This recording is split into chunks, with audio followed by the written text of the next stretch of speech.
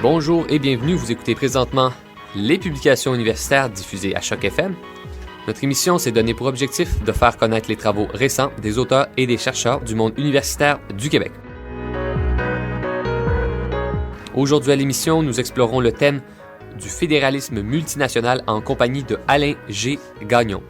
Alain G. Gagnon est professeur titulaire au département des sciences politiques de l'UQAM. Il est bien connu dans le monde pour ses recherches sur le fédéralisme. En 2007, il remportait le prix du meilleur ouvrage sur le fédéralisme de la part de l'Institut d'études sur l'autonomie du gouvernement de la Catalogne. Alain G. Gagnon est avec nous aujourd'hui pour parler de son dernier livre, La raison du plus fort, plaidoyer pour le fédéralisme multinational, publié en 2008 aux éditions Québec-Amérique. Monsieur Gagnon, bonjour. Bonjour. Bonjour. Monsieur Gagnon, votre livre fait partie de la collection Débat. Qu'est-ce qu'on trouve dans cette collection? Bon, c'est une collection qui a été créée en 1995, donc il y a une longue histoire, une longue feuille de route, et nous en sommes maintenant à 18 titres. La collection traite beaucoup de diversité, de questions identitaires. On s'intéresse beaucoup au Québec et le Québec par rapport à d'autres sociétés à travers le monde, des sociétés de même type, si on veut, des sociétés qui sont polyvalentes, ouvertes et accessibles. Et parmi les récents ouvrages, donc, La raison du plus fort et La reconnaissance dans tous ses états d'un de mes collègues, Michel Seymour. Vous, votre livre, en écrivant La raison du plus fort, qu'est-ce qu'on doit comprendre? C'est que le fédéralisme multinational est une façon de mettre fin à la raison du plus fort dans les États où il y a plusieurs nations? Ben, c'est un des objectifs, essentiellement, c'est de comprendre pourquoi les nationalismes majoritaires existent. Souvent, on dit que les Québécois sont des défenseurs du nationalisme minoritaire, fermé, étroit. Et essentiellement, ce que j'ai cherché à faire, c'est de comprendre s'il y a effectivement un nationalisme au Québec, et c'est le cas, il y en a un, de nature que je qualifierais de civique. Ce nationalisme-là existe parce qu'il y a un dominant, il y a des forces hégémoniques qui s'opposent à l'expression d'une diversité nationale particulière, donc la diversité québécoise. Et c'est de trouver des formules d'accommodement à défaut de prendre la voie de l'indépendance nationale, qui est une voie qui est aussi tout à fait recevable et acceptable. Peut-être qu'il y a une autre avenue, celle du fédéralisme multinational, et c'est ce que je défends dans mon ouvrage. Monsieur Gagnon, dans votre livre, vous opposez souvent deux types de fédéralisme en fonction de deux intellectuels, le fédéralisme procéduraliste de Pierre-Éliott Trudeau et sa contrepartie philosophique de nature communautariste par Charles Taylor. C'est quoi la grosse différence entre les deux? C'est-à-dire qu'il y a des universitaires et des philosophes et des politiciens qui, eux, souhaitent que tout le monde ait exactement le même traitement dans la société. Ça peut paraître très bien, ça peut paraître très généreux, ça peut paraître très égalitariste, mais en même temps, cette façon de faire laisse entendre que ceux qui sont moins bien outillés pour faire face à plein de défis, qu'on ne leur donne pas des outils essentiels pour affronter la diversité. Et c'est un peu la situation, je pense, qu'on retrouve ici. Dans le cas de Pierre Trudeau, à travers toute son histoire, surtout l'histoire plus récente des années 65 jusqu'à sa mort, il a cru, lui, à ce que tous les individus étaient interchangeables. Bon, on sait bien que quelqu'un qui vient du Grand Nord, un Inuit, un Cri, un Askapi ou un Québécois dans sa société actuelle, n'a pas les mêmes outils pour déployer sa diversité qu'un Canadien anglais ou un Américain. Donc, comment on fait pour donner des outils additionnels à ces communautés-là pour qu'elles puissent avoir voix au chapitre, pour qu'elles puissent avoir une chance égale au sein de la société? Alors que chez Taylor, la position de Taylor, c'est de dire qu'il y a une diversité de deux niveaux. Une diversité premier niveau à la Trudeau et une diversité deuxième niveau. Donc, comment on reconnaît les communautés, comment on reconnaît la diversité des nations, sans que ça conduise invariablement à l'indépendance. Donc, pour Taylor, c'était vraiment une avenue, cette reconnaissance de la diversité profonde, une avenue pour permettre à des communautés nationales d'avoir voix au chapitre et d'avoir une chance égale dans nos sociétés contemporaines. Dans votre livre, dans vos livres, vous dites souvent qu'une des caractéristiques fondamentales du fédéralisme, c'est la reconnaissance de la diversité. Pour moi, le fédéralisme, c'est ça. C'est un idéal. L'idéal fédéral, c'est l'idée qu'on peut reconnaître des traditions, qu'on peut reconnaître des filiations spécifiques, alors que chez des gens comme Pierre Trudeau, par exemple, lui, ce n'était pas ça. Son projet, c'était plutôt reconnaître des individus en tant que tels, et plutôt que des communautés politiques. Or, si le Canada a un avenir, c'est parce que le Canada va s'appuyer sur des communautés nationales, que ce soit, encore une fois, les Premières Nations, que ce soit la nation québécoise ou la nation canadienne hors Québec, canadienne-anglaise, peu importe comment on la désignera. Donc, cette notion du fédéralisme, elle est essentielle. Mais naturellement, les dominants, eux, n'ont pas intérêt à ce que cette diversité nationale soit reconnue parce qu'ils seront en compétition avec cette identité nationale ou ces identités nationales au pluriel, et d'où leur intérêt à réduire la diversité à son expression la plus infime. Donc, l'individu, et en ce sens-là, c'est toujours le majoritaire qui va pouvoir dominer en utilisant cet outil-là, en réduisant la diversité à sa plus simple expression. Si on commençait un peu dans une analyse plus détaillée dans votre livre, vous dites qu'il y a 4 composantes essentielles au fédéralisme multinational. Si on les explorait un peu, vous dites qu'un des premiers éléments, c'est la non-superposition des pouvoirs entre les ordres de gouvernement. L'idée de la non-superposition des pouvoirs, c'est que, par exemple, le gouvernement du Québec et le gouvernement du Canada seraient imputables pour des responsabilités spécifiques. Donc, qu'il y ait des responsabilités bien décrites, mais avec des limites. Et ça permet donc à l'État du Québec, à l'instance politique du gouvernement du Québec, d'avoir des responsabilités bien précises et d'être directement imputable auprès de la population. Et la même chose pour le gouvernement d'Ottawa, si on veut, qui a ses propres responsabilités et éviter le plus possible les chevauchements. Parce que dès qu'il y a chevauchement, il y a il y a une institution politique qui risque de faire de l'intrusion dans les pouvoirs de l'autre. Et le gouvernement canadien, on le sait, a un pouvoir de taxation universel.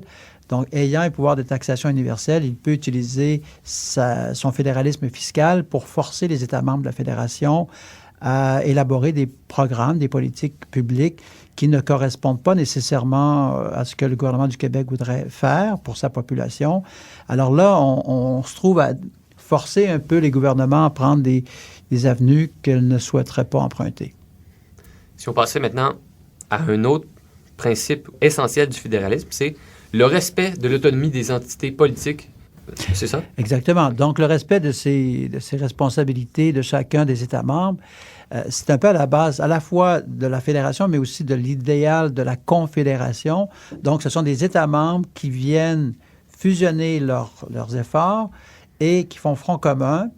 Et l'idée, c'est que la souveraineté, elle émane d'abord et avant tout de ces États membres de la Fédération qui vont céder une partie de leur autonomie, une partie de leur souveraineté à un État central. Donc, la souveraineté première, dans ma lecture à moi, c'est une souveraineté qui émane des États membres, lesquels vont céder des responsabilités, vont céder de l'espace de souveraineté à un gouvernement central. Naturellement, ça ne correspond pas du tout à la vision que Pierre Trudeau peut avoir, par exemple, a pu avoir, parce que chez Trudeau, la souveraineté, elle émane directement du gouvernement central.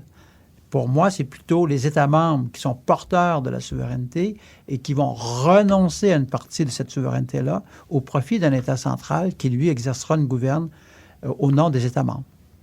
OK, mais dans ce sens-là, on pourrait dire que l'Union européenne a quand même une petite ambition fédéraliste.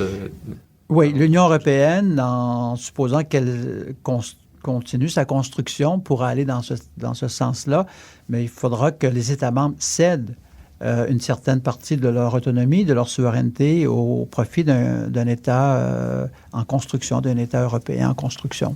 Donc là, on vient de vérifier les 2 premières composantes. Oui. Si on fusionnait, par exemple, la 3e et la 4e, qui doivent se ressembler un peu, vous dites que la troisième et la quatrième, c'est le lien de confiance entre les acteurs politiques, de même qu'une loyauté fédérale entre les membres. Exactement. Bon, le lien de confiance, ça se développe au fur et à mesure d'un processus politique. Le lien de confiance n'est pas inné. C'est-à-dire qu'il faut qu'il y ait un lien de confiance qui soit conditionnel. Si le gouvernement canadien ne vient pas essayer de transformer les orientations, les priorités des États membres sans leur consentement, il est normal à ce moment-là que le lien de confiance puisse se construire. Si le lien de confiance peut se construire, il est certain que les États membres vont développer une loyauté fédérale. Donc, l'un ne va pas sans l'autre. Les éléments 3 et 4 sont intimement reliés. La complicité qui pourra exister à la fois entre les États membres et entre les États membres et l'État central permettront et garantiront une loyauté fédérale et le maintien des institutions politiques en place. Mais on porte trop peu attention, je dirais. Beaucoup nous disent « les Québécois ne sont pas suffisamment loyaux à l'égard du gouvernement central. » Or, les Québécois seront loyaux dans la mesure où on leur permettra d'assumer leur diversité, leur pluralisme, et qu'on ne cherchera pas à les transformer en autre chose. Et que c'est de façon librement consentie qu'ils vont adhérer au pacte fédéral et ils vont défendre le pacte fédéral en autant qu'on ne cherchera pas à faire une expérience autre que l'expérience de base qui était celle qui a conduit au pacte ou à l'entente, au contrat entre Québec et le reste du Canada. Monsieur Gagnon, dans votre livre, mais aussi dans vos livres, vous vous référez souvent à la situation de la Catalogne quand vous faites des comparaisons avec le Québec. Qu'est-ce qui est riche en analyse dans le cas de la Catalogne? C'est-à-dire que je pense à maints égards que la Catalogne a beaucoup à apprendre du Québec, plutôt que l'inverse. Je regarde la Catalogne avec beaucoup d'intérêt, à la fois parce qu'il y a là une culture qui est riche, une communauté politique qui est prospère, qui est bien inscrite au sein de l'Union européenne à travers la politique espagnole, si on veut, qui souhaiterait par ailleurs occuper une place encore plus significative. Donc, c'est à la fois le goût d'une communauté politique de survivre. C'est ça que la Catalogne, moi, me dit. Donc, la lutte aussi que les Catalans ont fait contre la vision unitariste du gouvernement de Madrid. Là, il y a des choses que nous devons apprendre des Catalans, mais c'est certain que je ne pense pas que le Québec devrait changer son statut politique pour celui de la Catalogne. On a des avantages quand même dans l'ensemble fédéral canadien que les Catalans n'ont pas.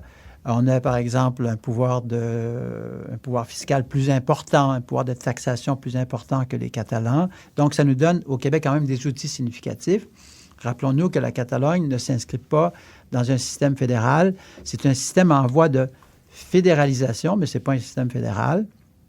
Alors qu'au Québec, on est quand même dans un État fédéral qui a des défauts importants, des défauts qu'on a hérités de l'impérialisme britannique. Donc, il faut assumer ça. Il faut surtout livrer des efforts importants contre cet impérialisme pour permettre à l'esprit fédéral de s'enraciner.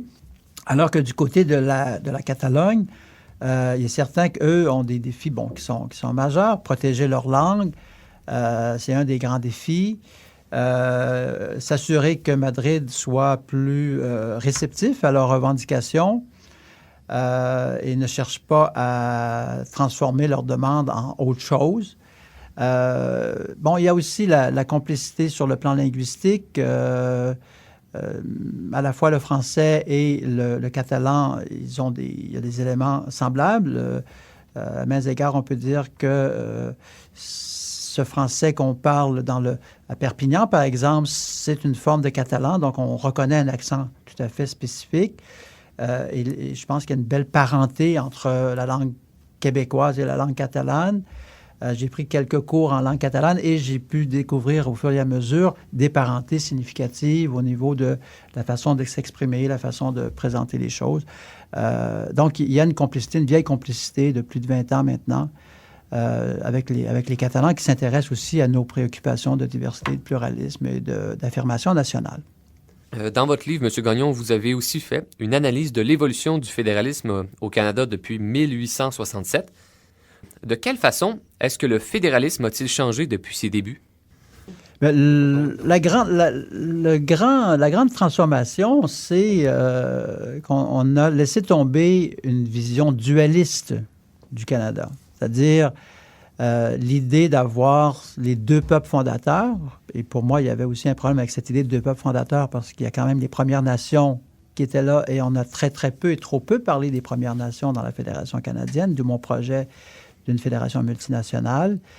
Mais quand même, le Québec est perdant à certains égards parce que la façon dont on a vu les choses, on a pris une distance majeure par rapport aux deux communautés politiques nationales fondatrices et on a essayé à Ottawa de dire qu'il y avait un seul État, une seule nation englobante et à l'intérieur de laquelle les Québécois, les Premières Nations devaient se fusionner, devaient essentiellement disparaître. Bon, ça, pour moi, ça ne s'inscrit pas dans un esprit fédéral. Ça va complètement à l'encontre de l'esprit fédéral. Et c'est probablement la plus grande transformation. Et c'est une transformation dans le long terme. Il y a eu plusieurs politiques nationales canadiennes. Celle de 1879 en est une première où on invite, il y a un mur tarifaire qu'on va construire, on a une politique d'immigration, la politique du chemin de fer. C'est une première façon de faire des liens entre tous les citoyens canadiens. Après, il y a une politique qui s'appuie sur le rapport Royal-Sirois, un interventionnisme centralisateur de plus en plus important, où le gouvernement canadien dit « Nous allons prendre le relais des États membres de la Fédération. Nous sommes les seuls à avoir la capacité d'intervenir de façon directe. » Et par la suite, il y a eu d'autres tentatives. On peut penser tout récemment l'Union sociale canadienne, par exemple, où le gouvernement canadien, dans des champs de compétences exclusifs aux États membres de la Fédération, de la politique de la santé, est intervenu et a imposé ses dictats, a imposé ses conditions. Or, on n'est plus là dans le fédéralisme, on est dans autre chose. Du moins, on n'est pas dans le fédéralisme multinational, on est dans un fédéralisme territorial comme on retrouverait en Australie ou aux États-Unis. Est-ce que c'est ça qu'on souhaite pour une société aussi diversifiée que la nôtre? Moi, je ne crois pas. En gros, M. Gagnon, est-ce qu'on peut dire que l'acte de l'Amérique du Nord britannique de 1867 respectait mieux l'esprit du fédéralisme que le Canada d'aujourd'hui? Moi, je crois que oui, à cause de cet élément de la dualité. Donc là, il est très clair qu'on reconnaît cet élément-là. Il y a aussi le fait que le conseil privé, qu'on a appelé le comité judiciaire du conseil privé, était beaucoup plus intéressé à défendre les États membres. Bon, est-ce que c'était pour les bonnes raisons? Je ne sais pas. L'idée de ce comité judiciaire, c'était de s'assurer que les États membres gardent une certaine responsabilité, qu'on pouvait leur donner une souveraineté particulière, une souveraineté pour un ensemble de champs juridictionnels. Est-ce que c'était une stratégie de diviser pour mieux régner, pour ne pas permettre au Canada d'advenir comme État? C'est possible.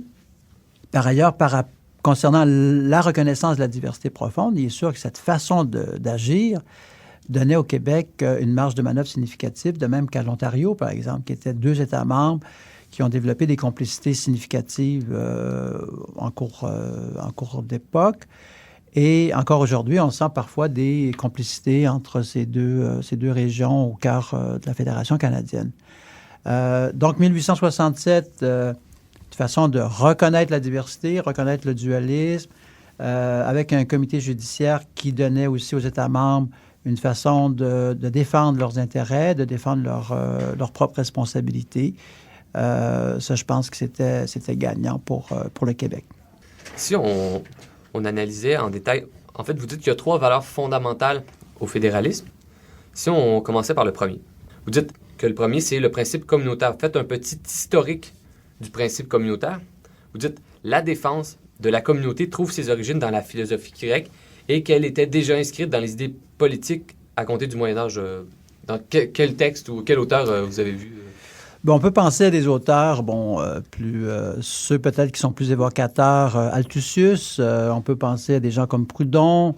Il y a un ensemble d'auteurs qui, dans les années 1600, 1700, même 1800, qui ont commencé à essayer à donner un sens à la communauté, aux petites sociétés, disant que c'est au sein des petites sociétés que les individus pouvaient mieux s'exprimer, mieux être représentés, qu'il y avait des manières de vivre, qu'il y avait des manières d'être, qu'il était important de valoriser.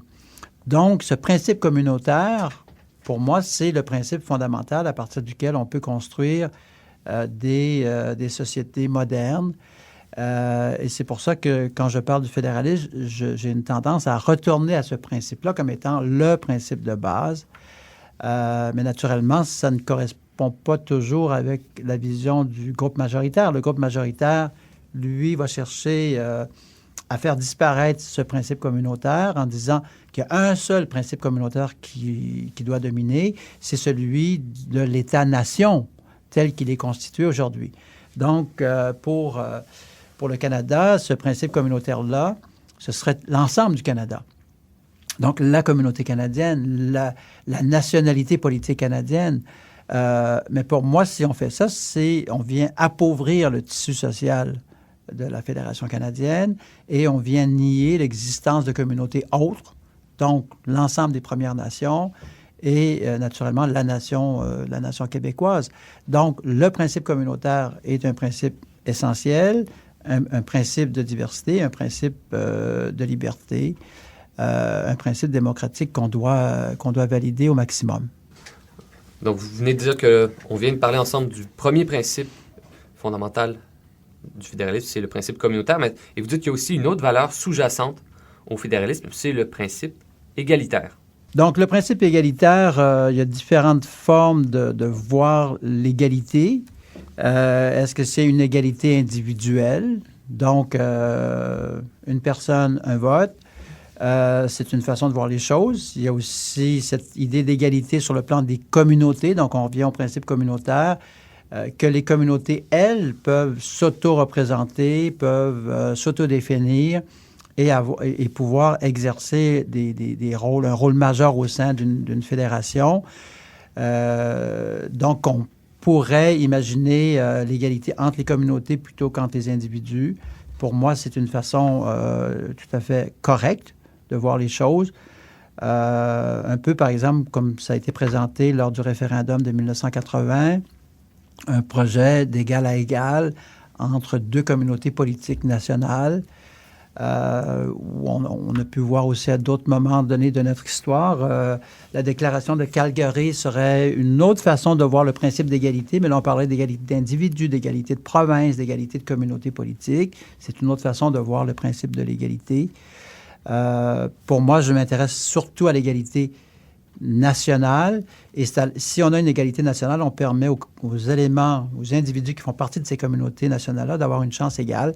Et là, on a des auteurs, par exemple, André Laurendeau, probablement la plus belle référence à laquelle on peut faire allusion, qui, lui, a beaucoup cru à cette idée d'égalité entre les nations, entre les peuples. Si on peut avoir cette égalité entre les nations, entre les peuples, on aura une égalité entre les individus au sein de ces communautés-là et entre les communautés elles-mêmes. Ça, je pense que c'est un principe qui est structurant pour l'avenir des choses. Monsieur Gagnon, on vient de parler des deux principales valeurs du fédéralisme, le principe communautaire et le principe égalitaire. Dans votre livre, vous parlez d'une troisième valeur fondamentale, c'est le principe démocratique du fédéralisme. Bien, le principe démocratique, c'est une des grandes valeurs, naturellement. Le fédéralisme permet de voir la souveraineté sous des angles multiples. Donc, on reconnaît au Québec d'assumer sa pleine souveraineté dans ses champs de compétences. On reconnaît à d'autres espaces politiques, que ce soit l'Alberta, Terre-Neuve, par exemple, d'être aussi imputable auprès de ses citoyens. Donc, la souveraineté, pour moi, elle est pas unique. Elle n'est pas... elle peut se segmenter, elle peut se diviser. Et le principe démocratique, le plus près on se rend de la communauté, le plus près, je pense, on est dans un esprit de démocratie. Plus on s'éloigne de la communauté, je pense, moins la démocratie est riche. Je pense qu'elle s'appauvrit en s'éloignant de la communauté. Mais ça, c'est ma vision à partir de mon fédéralisme multinational comme base de mobilisation des communautés politiques. Dans votre livre, je crois qu'on peut dire que vous êtes en faveur du fédéralisme asymétrique. Est-ce qu'il n'y a pas un risque de faire naître des inégalités de statut ou de traitement entre les diverses communautés lorsqu'on introduit un fédéralisme asymétrique? Bon, votre commentaire était intéressant. C'est-à-dire, souvent, ceux qui se sont plaints du fédéralisme asymétrique ont toujours dit, par exemple, lorsque le Québec revendique cette avenue-là pour lui ou pour d'autres communautés, c'est que le Québec exige des privilèges. C'est vu souvent sous l'angle des privilèges. Or, je pense que ce ne sont pas des privilèges, c'est-à-dire que c'est une façon pour une communauté politique d'exercer sa pleine autonomie dans ses champs de compétences. Et pour moi, le fédéralisme asymétrique, ce n'est pas un leurre, même si pour certains, bon, je peux penser à Bernard Landry, par exemple. Bernard Landry va nous dire souvent que le fédéralisme asymétrique, ça convainc les gens, peut-être par erreur, de se rallier au fédéralisme et de maintenir les institutions politiques en place. À la fois, c'est vrai, mais en même temps, ça permet aussi au Québec d'affirmer davantage son autonomie politique. Donc, en matière de santé, en matière, on peut penser au marché financier canadien, il est essentiel pour le Québec d'affirmer son asymétrie tout en ne remettant pas en question l'existence de l'État canadien, en autant qu'il respecte ces principes asymétriques, non pas en termes de privilèges ou de privilèges, mais plutôt en termes de droits exprimés à partir d'une base communautaire. Si on parlait des institutions internationales comme l'ONU, l'UNESCO, l'OMC, est-ce que vous trouvez que ces institutions sont bien adaptées à la réalité des États multinationaux? C'est une très bonne question. Oui. Et c'est un défi tout à fait extraordinaire. Je dirais que dans les années 90, il y a eu une ouverture significative à l'égard de la diversité nationale au sein des organismes internationaux. Mais naturellement, les États-nations qui forment ces organisations internationales ne souhaitent pas que l'UNESCO, ne souhaitent pas que l'OMC reçoivent de plus en plus d'États membres. Donc, il est très difficile pour les États qui voudraient s'exprimer à partir de leurs propres revendications nationales, il est difficile pour elles d'avoir voix au chapitre. Donc, il faut trouver des avenues pour que cela puisse se faire. En Catalogne, il y a une organisation qui s'appelle UNESCO 4. Donc, il y a une organisation de l'UNESCO qui est établie à Barcelone et qui accepte les représentations faites par cette communauté politique. On pourrait imaginer quelque chose de semblable aussi pour le Québec. On pourrait avoir UNESCO QC, UNESCO Québec, qui accepterait que le Québec fasse des revendications spécifiques. Mais pour cela, il faudrait que le gouvernement canadien accepte aussi que le Québec puisse avoir un tel statut. C'est loin d'être fait. On sait qu'au Canada, il y a cette idée qu'il y a un seul intervenant pour l'ensemble du pays. C'est la position canadienne. Je pense que c'est une position qui pose problème au Québec et qui va vraiment à l'encontre d'une lecture que les Québécois ont, une lecture qui s'appuie sur la tradition Gérin Lajoie, donc qui permettrait à l'État membre d'être son propre représentant au chapitre de ses juridictions sur la scène internationale. Mais on n'est pas rendu là, malheureusement. Mais on pourrait imaginer que des organisations pourraient être plus sensibles à ces revendications québécoises au chapitre de l'éducation, au chapitre de la culture. Mais pour ça, ça prendrait une plus grande volonté politique à Ottawa et le gouvernement conservateur, bien qu'il ait fait une certaine reconnaissance du Québec dans le cadre des revendications québécoises pour l'UNESCO, le Québec doit quand même faire front commun avec la délégation canadienne et il ne peut pas intervenir à moins que le gouvernement central ait accepté que le Québec puisse intervenir. Si on faisait un petit saut là, hors de la Catalogne et du Québec, quand on étudie les diverses fédérations dans le monde, on remarque qu'il n'existe pas toujours des mouvements séparatistes dans chaque fédération, comme en Suisse. Pourquoi est-ce qu'il n'y a pas de mouvement séparatiste en Suisse? Bien, la Suisse, d'abord, il y a tout Un programme qui moi, m'impressionne beaucoup, c'est l'idée d'avoir une citoyenneté fondée sur les cantons, ce qu'on n'a pas au Canada. Donc, cette idée d'avoir la possibilité de mobiliser les communautés autour des cantons me laisse croire qu'on est devant un fédéralisme moins territorial et plus communautaire, sans qu'il soit nécessairement multinational. Les Suisses n'ont pas la prétention de former une multination, mais c'est plutôt une fédération qui est multilingue. Donc, on aura des gens qui vont parler d'abord italien, allemand ou français. Et leur adhésion, c'est en tant que Suisse romanche ou Suisse alémanique qu'ils vont adhérer à leur fédération. Dans le cas du Canada, on le sait, la citoyenneté, c'est un sujet qui a bonne presse au Québec, mais qui a bonne presse en autant qu'on pourra construire une citoyenneté spécifiquement québécoise. Or, la façon dont les Canadiens voient la chose, c'est qu'il y a une seule façon d'élaborer la citoyenneté, c'est la citoyenneté qui est légale.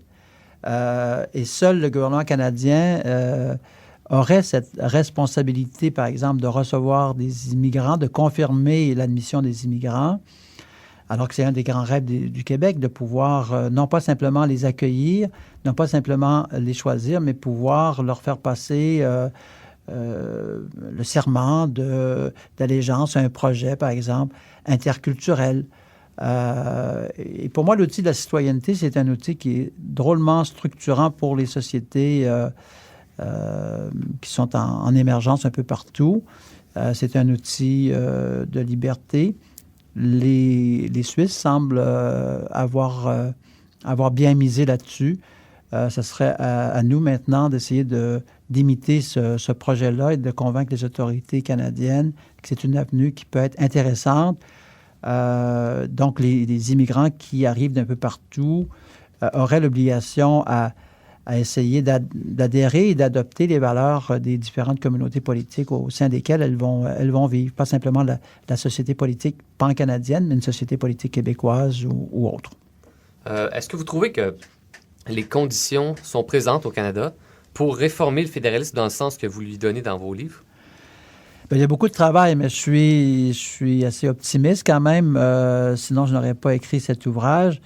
Donc, je pense... Bon, les conditions ne sont pas toutes réunies. La preuve, c'est qu'il y a des formations politiques qui sont complètement contre ce projet-là. Le Parti libéral du Canada est un de ces partis qui est contre la reconnaissance de la diversité profonde. Le Parti néo-démocrate n'est pas beaucoup plus sensible, même si au cours des années, il y a eu une volonté d'être plus accueillant. Donc, on se retrouve avec le Bloc québécois qui défend un projet de cette nature-là. Bien que le projet du Bloc, c'est l'indépendance du Québec, mais si le projet de l'indépendance n'est pas validé, le Bloc ne peut pas ne pas défendre la communauté nationale québécoise. Alors, on se retrouve dans un contexte de fédéralisme, je dirais, multinational. Et les conservateurs, c'est un drôle de contexte, une drôle de situation. Les conservateurs, pour d'autres raisons, beaucoup plus stratégiques, sont prêts à reconnaître une nation québécoise qui ne serait pas nécessairement très forte. Mais sur le plan symbolique, ce n'est pas insignifiant que les conservateurs aient reconnu cette nation québécoise. Et je pense qu'il demeure maintenant la responsabilité du gouvernement du Québec de l'affirmer davantage. Il faudra espérer que soit M. Charest, soit celui qui prendra ou celle qui prendra le relais puisse l'affirmer de façon beaucoup plus forte et courageuse que ce qu'on a vu au cours des dernières années par le premier ministre du Québec. Puis si on faisait dans une analyse politique réaliste, là, pour que les conditions nécessaires pour changer la Constitution au Canada soient présentes, il faudrait une crise politique pour que ça arrive. C'est pas près d'arriver. Bien, pour l'instant, c'est plutôt tranquille. Donc, il est sûr qu'il faudrait une situation beaucoup plus insécurisante pour le gouvernement central avant qu'il y ait un mouvement. Mais ça, c'est le scénario du pire, c'est le scénario de la terre brûlée. Il faudrait avoir des politiciens beaucoup plus matures qui, sachant bien que le défi du Québec va revenir à l'avant-scène, il faudrait avoir des politiciens beaucoup plus aguerris pour essayer de répondre à cette diversité profonde. On n'y est pas encore. Et même les conservateurs, à la dernière élection, qui, eux, croyaient avoir le vent dans les voiles vers un gouvernement majoritaire, ont pris une distance par rapport au Québec à l'époque. Peut-être seront-ils plus prudents la prochaine fois et feront-ils montre d'une plus grande ouverture à l'égard de cette société qui ne demande qu'à être reconnue sur le plan international comme étant une des nations à la fois fondatrices du pays, mais aussi une nation constitutrice du Canada à venir. Si un thème qui fait beaucoup de débats, par exemple, en France, c'est le thème ou la théorie des droits collectifs. Dans votre livre, vous dites que le fédéralisme multinational est assez compatible avec la théorie des droits collectifs. C'est ce que vous dites? Oui. Bon, pour moi, l'intérêt du Québec, c'est à la fois de défendre des droits collectifs et des droits individuels. Donc, je ne veux pas qu'on sacrifie sur l'autel des droits collectifs les droits individuels. Donc, il y a le Québec comme agent collectif, puis il y a le Québec aussi comme agent individuel. Donc, la défense des droits collectifs du Québec au sein de la Fédération canadienne permet au Québec de défendre aussi les droits individuels. Le Québec a été le premier à se doter de sa propre charte des droits et libertés de la personne, donc qui arrive avant l'adoption de la Charte canadienne des droits et libertés. Et au sein de cette charte québécoise, on a des droits sociaux qui sont beaucoup plus élaborés que ce qu'on retrouve dans la Charte canadienne des droits et libertés. Donc, oui à la défense des droits collectifs, des droits communautaires, même si ça n'a pas toujours bonne presse en France. Les Français s'inquiètent beaucoup de cette dynamique communautariste. Mais je pense, moi, qu'il ne faut pas avoir peur de cette appellation de défendre les droits collectifs. Mais en même temps, ces droits collectifs-là permettraient au Québec d'avoir une meilleure défense de ses droits, des droits individuels de ses propres citoyens. Et c'est là où, je dirais, le principe communautaire, le principe de l'égalité auquel j'ai fait référence un peu plus tôt, le principe démocratique, ces trois principes se fusionnent pour défendre à la fois les droits collectifs et les droits individuels. Monsieur Gagnon, si on retournait au concept de base, parce qu'on a beaucoup parlé de la nation, mais pour bien comprendre ce que c'est, ça se définit comment, une nation? Est-ce que tout groupe qui s'autoproclame nation est une nation? Bien, c'est déjà une bonne base. C'est-à-dire que si les gens s'autodéfinissent comme formant une nation, on est ici dans la liberté de l'action. Le droit de se définir, c'est quelque chose de tout à fait essentiel, de ne pas permettre à l'autre de nous définir. Les féministes peuvent se définir comme féministes. Elles sont libres de le faire. Les nationalistes peuvent se définir comme des nationalistes de différents acabits. Donc, le droit de se définir, de se projeter, c'est quelque chose qui est tout à fait extraordinaire. Les Tibétains, par exemple, qui sont en train de traduire cet ouvrage par intérêt politique et national, se définissent comme étant tibétains, non pas comme formant partie de la nation Han en Chine, mais comme formant une collectivité et souhaitant projeter cette collectivité à l'international. Donc, on est devant des situations extraordinairement significatives où l'existence de la nation, naturellement, dans le cas québécois, il y a l'idée, il y a un territoire qui existe, autour duquel le Québec cherche à construire une nation inclusive, une nation civique. Il y a cette qualité de s'autodéfinir comme formant cette nation politique.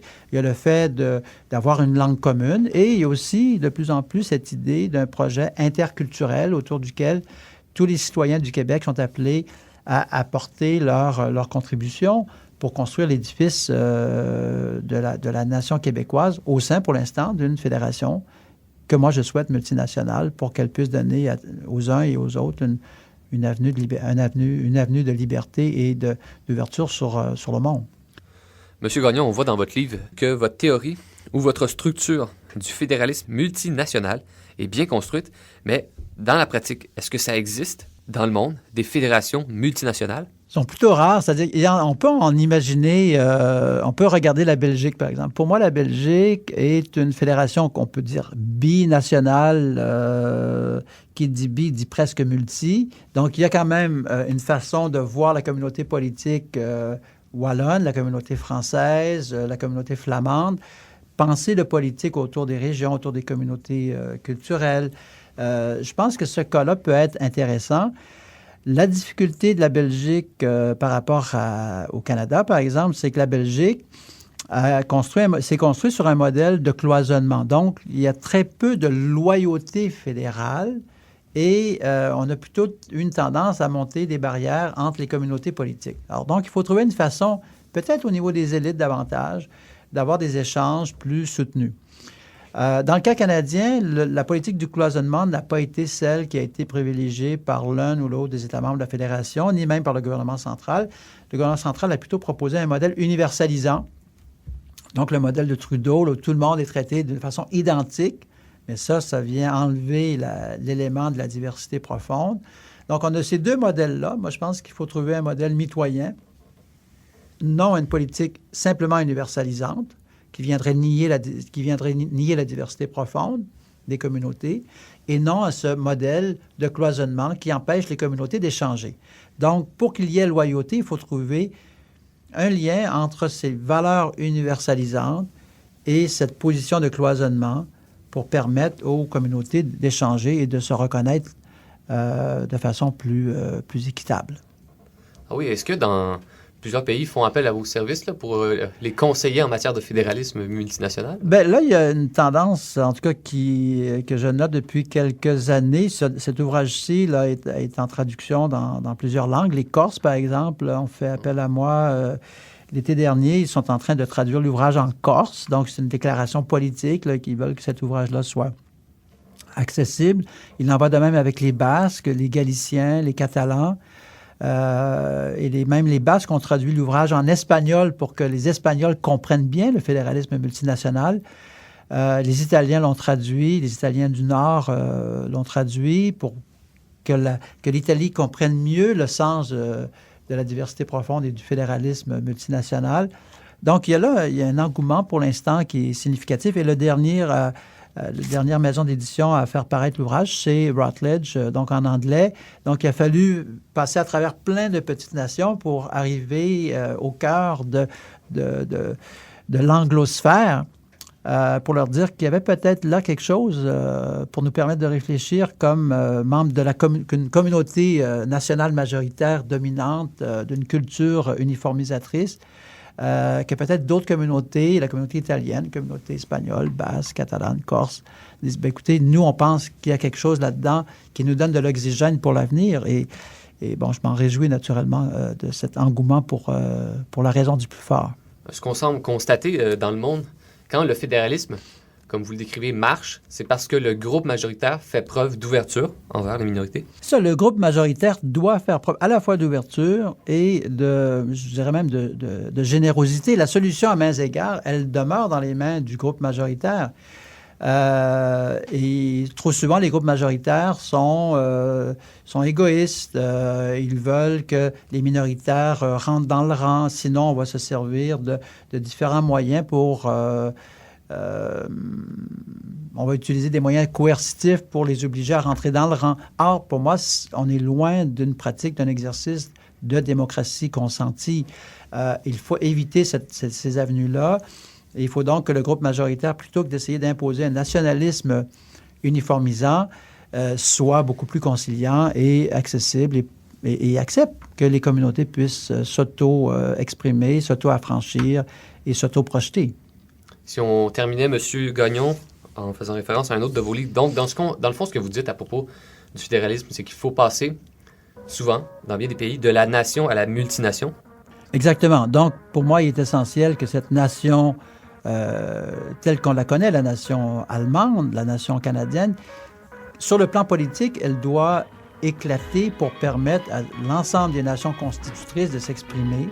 Et une fois que ces nations constitutrices pourront s'exprimer, il y aura là une possibilité d'avoir une loyauté fédérale et de porter un projet pan-canadien, pan-germanophone, Il en va de même au Canada, il en va de même en Espagne, il en va de même en Allemagne, où les Turcs se sentent mal à l'aise au sein de cette fédération allemande. Donc, pourquoi? Parce qu'on n'a pas reconnu les communautés pour ce qu'elles étaient. On a essayé de les forcer à se fondre dans un melting pot, dans un creuset, sans tenir compte de leurs valeurs, de leurs priorités identitaires. Très bien. Alors, pour ceux qui sont intéressés, vous pouvez consulter les travaux de M. Gagnon en bibliothèque ou en librairie. Ses livres sont nombreux sur le fédéralisme. Alors, il était avec nous aujourd'hui pour parler de son livre « La raison du plus fort, plaidoyer pour le fédéralisme multinational », publié dans la collection Débat aux éditions Québec-Amérique en 2008. Monsieur Gagnon, merci d'avoir été avec nous aujourd'hui. Merci bien, ce fut un plaisir.